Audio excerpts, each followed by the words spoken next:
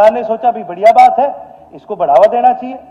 तो हमने क्या करा, सरकार ने क्या करा, ये फैसला किया भी 105 करोड़ का एक रिसर्च प्रोजेक्ट लगाया जाएगा। अब ये रिसर्च प्रोजेक्ट कहां लगाया गया, ये लोहारू में लगाया गया। अब जी कहां सिरसा, कहां लोहारू, कहां 1800 हेक्टेयर की खेती होती है, कहां 250 हेक्टेयर 328 हेक्टेयर की खेती होती है।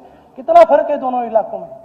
भाई जहां के किसान को जरूरत है, जहां पर सबसे ज्यादा ग्रोथ है, वहां पर ये रिसर्च प्रोजेक्ट क्यों नहीं लगाया गया। इससे ना केवल किसान को नुकसान हुआ, सरकार को भी इसका नुकसान हो रहा है। और ये साथ ही मैं एक बात और कहना चाहूंगा, इस प्रदेश के अंदर आज तक केवल 3 मुख्यमंत्री ऐसे आए हैं जिन्होंने कभी क्षेत्रवाद नहीं किया। सबसे पहले जननायक चौधरी देवीलाल, जिन्होंने हमेशा हर क्षेत्र को बराबरी का दर्जा देने का काम किया। उसके बाद स्वर्गीय चौधरी बंसीलाल जी, जिन्होंने हमेशा हर क्षेत्र को बराबरी में रखने का काम करा, वो भी उसूलों के बड़े पक्के होया करते थे। उसी की तरह से चौधरी ओम प्रकाश चौटाला जी ने भी कभी हरियाणा में क्षेत्रवाद को बढ़ने नहीं दिया, उन्होंने सबको बराबर का हिस्सा देने का काम करा।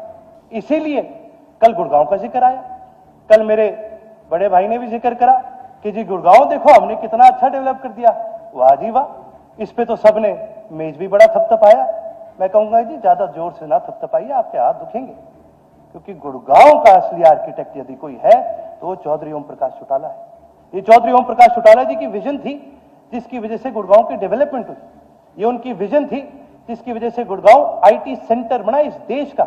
ये उनकी विजन थी जिसकी वजह से चीन से और देशों से, साउथ ईस्ट एशिया की सबसे बड़ी प्रमाणित आईटी कंपनीज आज उनके हेड ऑफिस कहां पर है, और गुड़गांव में स्थित है। ये उनकी विजन थी कि साइबर हब बना, ये उनकी विजन थी कि गोल्फ कोर्स रोड इतनी ज्यादा डेवलप हुई। बीजेपी की एक बड़ी उपलब्धि तो मैं गिना सकता हूं गुड़गांव की बात में, वो ये था कि गुड़गांव का नाम बदल के गुरुग्राम कर दिया गया, लेकिन बोलते हम आज भी उसको गुड़गांव ही। हाँ, एक उपलब्धि और भी बताना चाहूंगा, एक उदाहरण के साथ देना चाहूंगा। सेक्टर 43 में गवर्नमेंट ने अनाउंस करा कि जी हम एक कॉलेज बनाएंगे स्टूडेंट्स के लिए। बड़ी अच्छी बात है जी, एजुकेशन को प्रमोशन देनी चाहिए। फिर क्या बना उस कॉलेज का, जो जगह उस कॉलेज के लिए निर्धारित करी गई थी वह आज गोदरेज मायरा करके बड़ा एक प्रोजेक्ट बन चुका है, जो कि लग्जरी हाई राइज अपार्टमेंट्स बना रहे हैं, जहां पर एक फ्लैट 9-9, 10-10 करोड़ का बिक रहा है।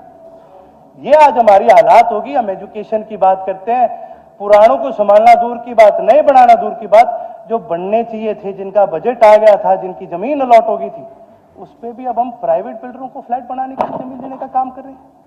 ये आज हमारे प्रदेश की दुर्दशा हो चुकी है। वहीं साथ ही साथ एक बड़ी बात लगातार कही गई कि जी हमने 1,75,000 नौकरियां दी हैं, 1,75,000 नौकरी दी है, बिना खर्ची, बिना पर्ची, बिना खर्ची, बिना पर्ची। ये हम लगातार सुनते रहे।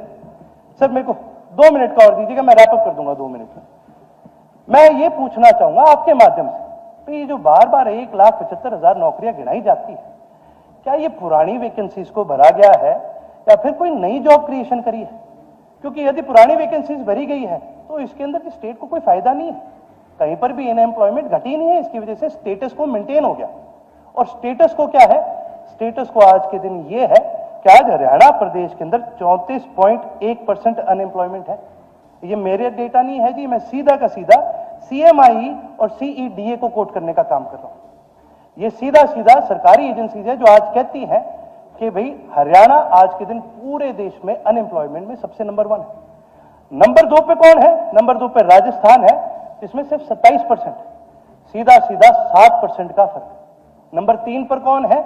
नंबर 3 पर है झारखंड, 17%, सीधा सीधा 17% का फर्क। और 4 और 5 की बात ना कीजिएगा जी, क्योंकि वो 10% से कम के अनएम्प्लॉयमेंट में आ चुके। तो यहां से साफ जाहिर होता है कि किस प्रकार से आज हरियाणा सरकार अनएम्प्लॉयमेंट को लेकर सीरियस नहीं है। सर 1 मिनट और बस मैं अब रैप अप करूं। और मैं तो आखिर में सर एक ही बात कहना चाहूंगा, मैं ज्यादा अब लंबी बात नहीं करूंगा, लेकिन मैं एक ही बात से, एक छोटे से किस्से से इसको रैप अप करना चाहूंगा। एक बार एक राजा था और माननीय सदस्यगण, मैं इस सिटिंग का समय 5 मिनट के लिए बढ़ाता हूं। और उस राजा के एक बार जो उसका राज्य है उसके ऊपर एक बड़ी सेना ने हमला कर दिया। तो राजा जो है वो घबरा गया कि भाई क्या करूं। उसने अपने मंत्रियों को बोला एक काम करो, एक बड़ा वीर योद्धा ढूंढ के लाने का काम करो। तो भाई मंत्री गए, ढूंढने लगे, तो उनको एक आदमी मिला, एक बड़े से पहाड़ के ऊपर बैठा हुआ था, और वहां से वो कह रहा था भाई मैं 1 मार दूंगा, 10 मार दूंगा, 100 मार दूंगा, 1000 मार दूंगा। इनको लगा बड़ा वीर योद्धा हमें मिल गया। तो ये ले जाकर इन्होंने बोला कि भाई तू चल और राजा के पास चल, हम तेरे को आगे पेश करेंगे। राजा के आगे पेश कर दिया। वीर योद्धा वहां बोलने लग गया। राजा ने पूछा भी क्या कर सकते हो? तो बोला 1 मार दूंगा, 10 मार दूंगा, 1000 मार दूंगा, लाख मार दूंगा। उन्होंने सोचा बड़ा वीर योद्धा है, भाई बनाओ इसको सेनापति और इसको बोलिए कि आगे लड़ाई लड़े। जब सेना आई तो उसके आगे उस वीर योद्धा को खड़ा कर दिया और सामने से सेना आने लगी और वीर योद्धा बोलने लगा, भाई मैं 1 मार दूंगा, 10 मार दूंगा, 1000 मार दूंगा, करोड़ मार दूंगा। तो भाई सेना भी अचंभित रहेगी।